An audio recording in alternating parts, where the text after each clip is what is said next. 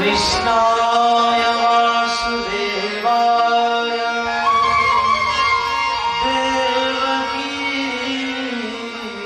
नंदनाय च नंदगोपकुमाराय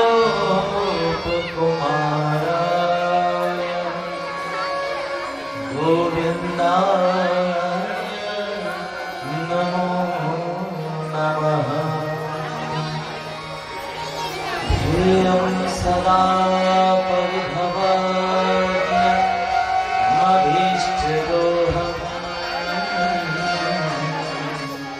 त्रिविधास्पदं शिवविनञ्चिनुतं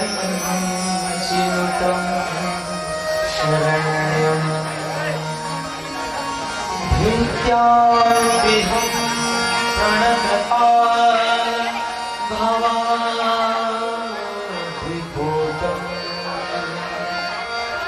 वन्दे महापुरुषते चरणारविन्दम्।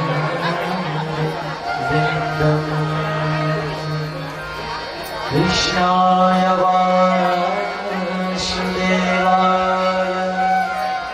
देवकी नन्दनाय च नन्दगोपकुमाराय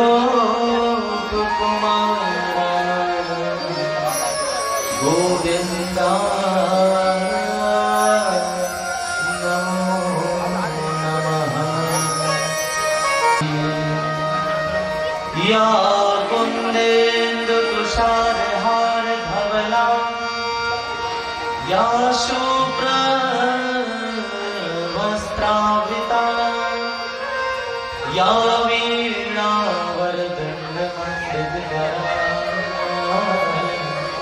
या श्वेतपद्मासना या ब्रह्माच्युतशङ्करप्रभृतिभिः देवैः सदा वन्दिता क्षमां पातु सरस्वती भगवती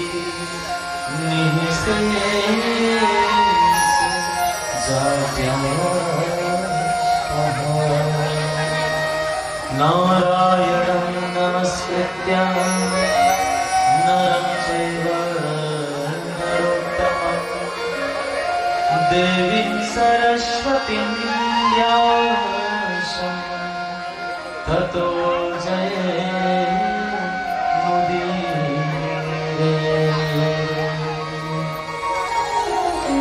जय जय श्री राधा जय जय नवल किशोर जय गोपी चित चोर प्रभु जय जय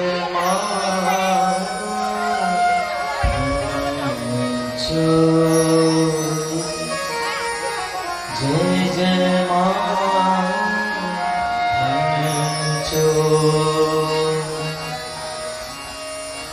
जो मैं ऐसा जानती प्रीत करे दुख हो नगर झिठोरा पीटती ये प्रीत न करे।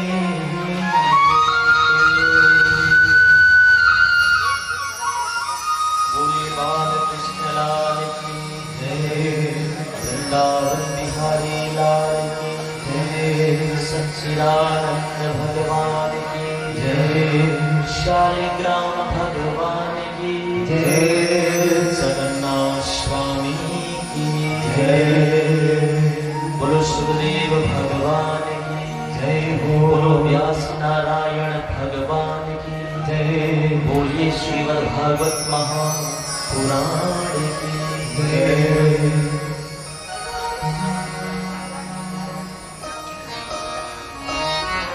परम मंगल में परात्पर परब्रह्म अखंड ब्रह्मांड नायक करुणा वरणालय भक्तवांछा कल्पतरु भगवान श्री राधा कृष्ण के युगल चरणारविंद में अपना प्रार्थना पुष्प समर्पण करते हुए मंच में स्थापित सभी आवाहित प्रतिष्ठित देवी देवताओं को नमन करते हुए हमारे ग्राम के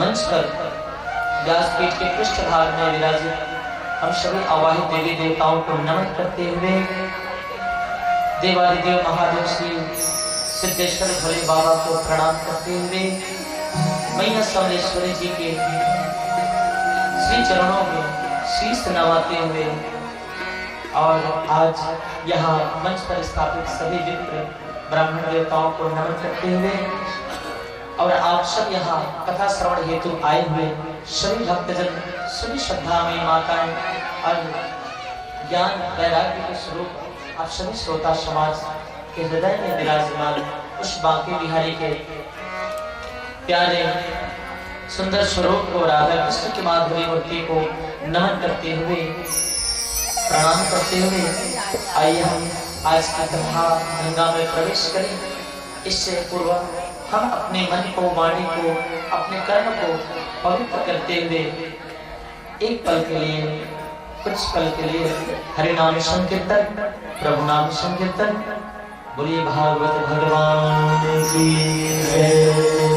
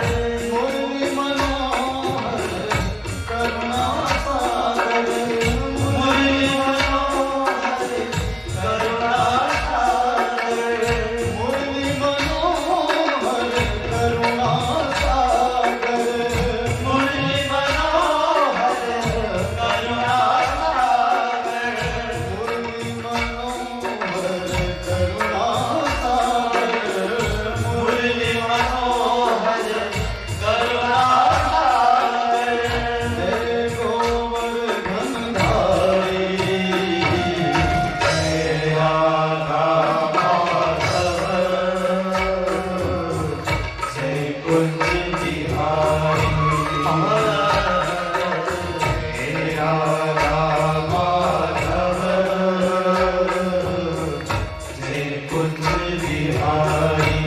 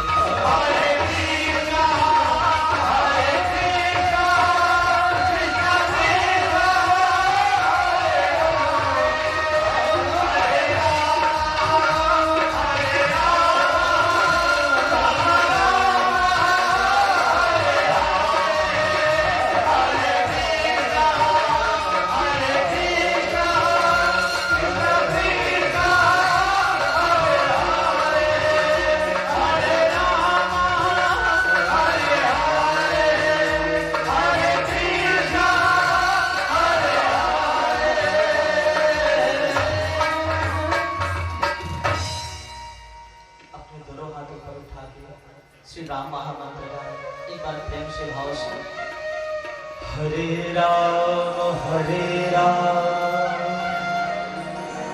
राम राम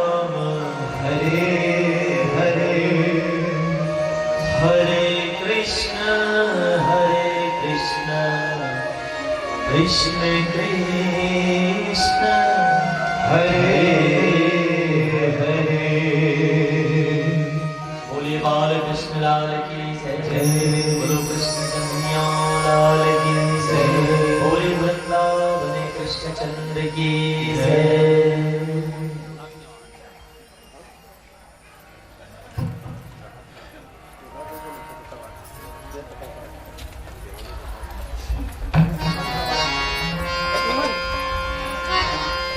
योगेश्वरा प्रवीयात्मन् देवदेव जगत्पते हन्तुमनार्हसि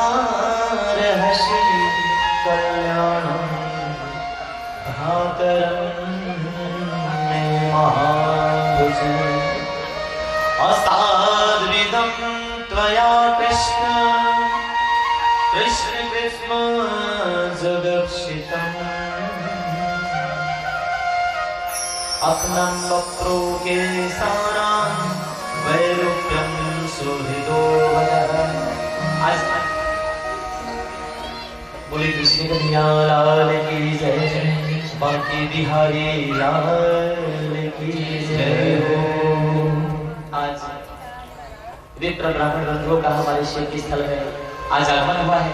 मैं महाराज से निवेदन करूंगा कि कुछ आशीर्वचन हमारे सभी श्रोता समाज यहाँ पर बैठे सारे भक्तों को थोड़ा सा जो है अपने आशीर्वचन शुभ शुभ से जो है आशीर्वाद हम सबके शुभ संदेश भागवत धर्म का संदेश का हम सबको प्रवाहित करें।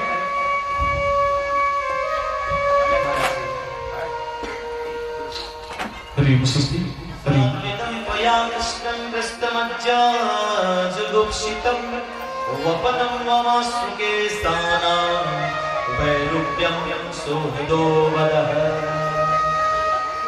कल हमने भगवान श्री बांके बिहारी जी लाल के सुंदर पावन रुक्मणी मंगल में हम सब शामिल हुए, झूमकर भगवान के विवाह में हम शामिल हुए और बड़े ही भव्य और पूरे ग्राम सरवानी के परिक्रमा करते हुए रथ में श्री द्वारिकाधीश को बिठाकर उन्हें पधराकर हमने बड़े आनंद के साथ में उन सब का स्वागत किया और हमारे मुख्य यजमान के द्वारा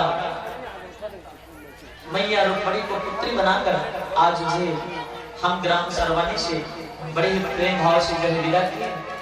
और इस प्रकार मां भगवती देवी रुक्मणी कहाँ चली गई है?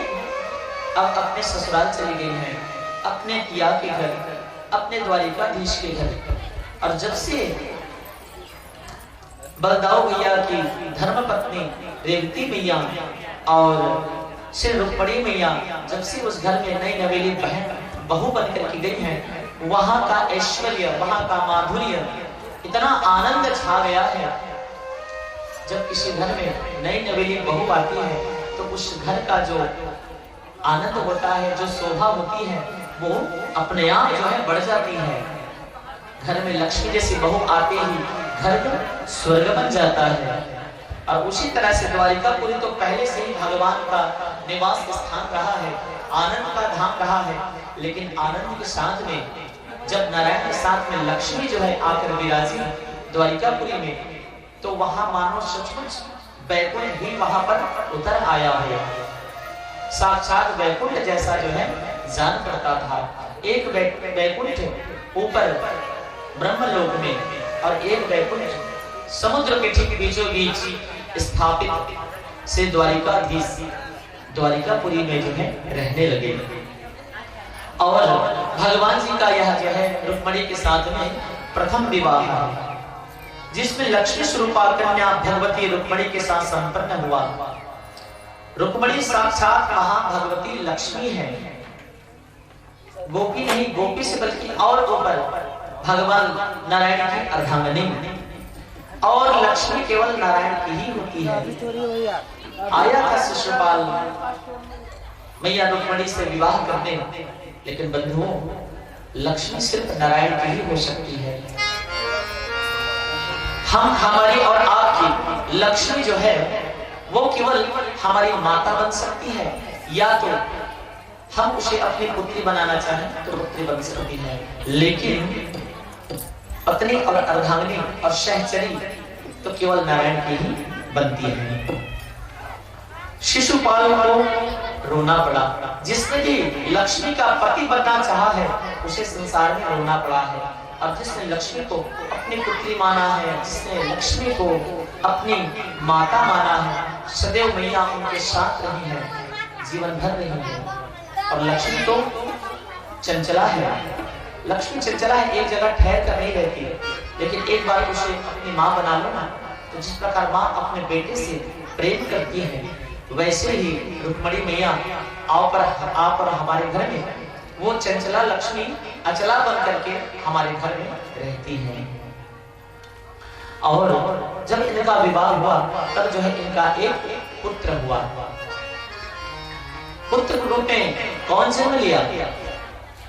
कामस्तु वासुदेवांशो दत्तः प्रागरुद्रमन्विमं देहोपपत्तये भूयस् देवं प्रत्यपद्यत।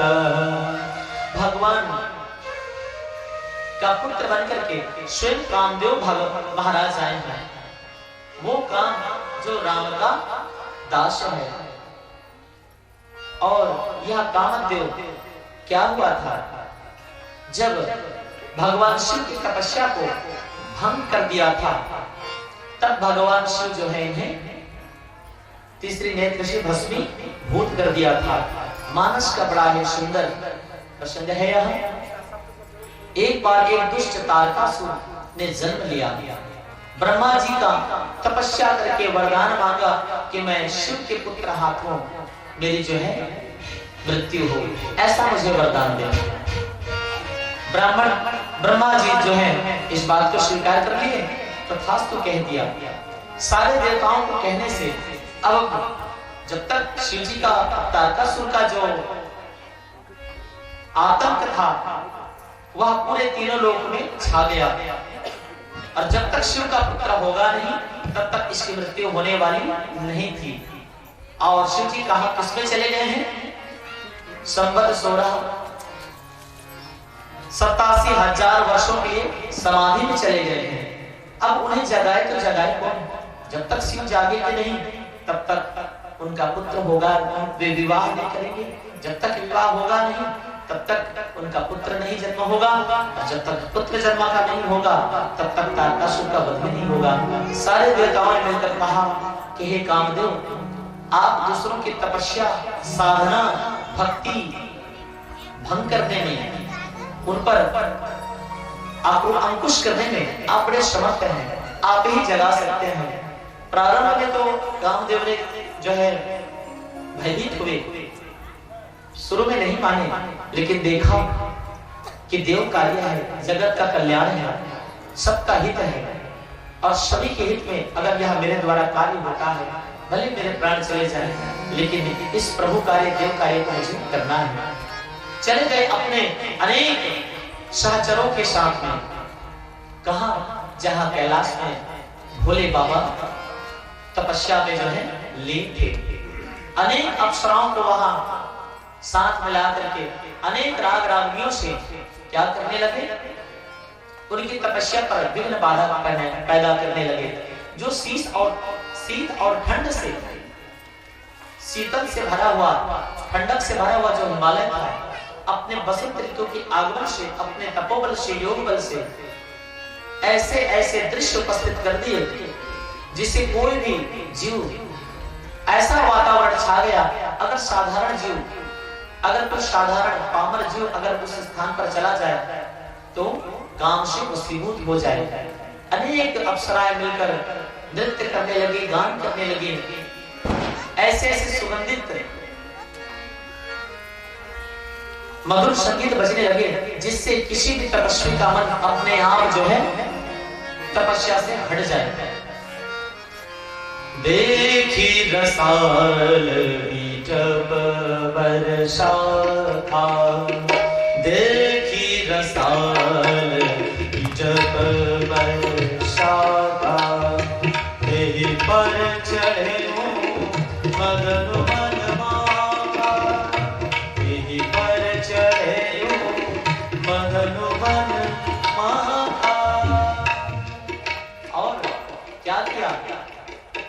अनेक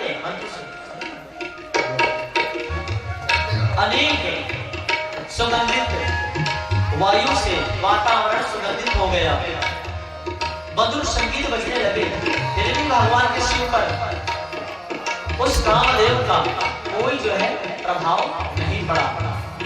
तब क्रोध में आकर कामदेव एक आम के वृक्ष पर चढ़ गए, आम का ओट पत्ता बना लिया और उसके ओट में जाकर जो उसका पुष्प धनवा है 5 बार उसमें लगाए हैं और लगा करके सीधा संतान करते हुए भगवान भोलेनाथ के हृदय पर छाड़ विषादी शिख उर लागे, छाड़ विषादी शिख उर लागे, छूट समाधि शंभु तब जागे, छोड़े विषादी शिख उर लागे, छूटी शंभु तब जागे, छूटी समाधि शंभु तब जागे। जैसा ही बाण जाकर शिव के हृदय पर लगा है, हृदय पर लगते ही उनकी समाधि अपने आप जो है छूट गई। देखा है आसपास मुख बड़ा सुंदर है, लेकिन मन में जो है क्रोध ने जन्म ले लिया। कितना सुंदर मैं समाधि में था, किसने मेरी समाधि भंग कर दी, किसने मेरी तपस्या पर आज रोड़ा लगा दिया। और आंखें खोलकर चारों ओर जो है वो देखने लगे। सौरभ पल्लव मदन विलोका, सौरभ पल्लव मदन विलोका, भयउ कोप कंपेउ त्रैलोका, भयउ कोप कंपेउ त्रैलोका। और भगवान चारों ओर अपने कैलाश पर्वत के सब ओर अपनी दृष्टि डालने लगे। और जैसा ही दृष्टि डाली है क्रोध से भरकर, तब तीनों लोग जो है अपने आप कांपने लग गया। अब भोलेनाथ अब नहीं छोड़ेंगे। कामदेव भयभीत हो गया, डरने लगा और वृक्ष पर चढ़े चढ़े जो है वहां कांपने लगा। और तब क्या हुआ, देख लिए भगवान शिव जी ने कि मुझ पर बाढ़ चढ़ाने वाला, मेरी तपस्या भंग करने वाला वह कामदेव आम के वृक्ष पर छुपकर बैठा है। तुरंत क्या किया शिव ने, तब शिव की शरण नयन उगारे,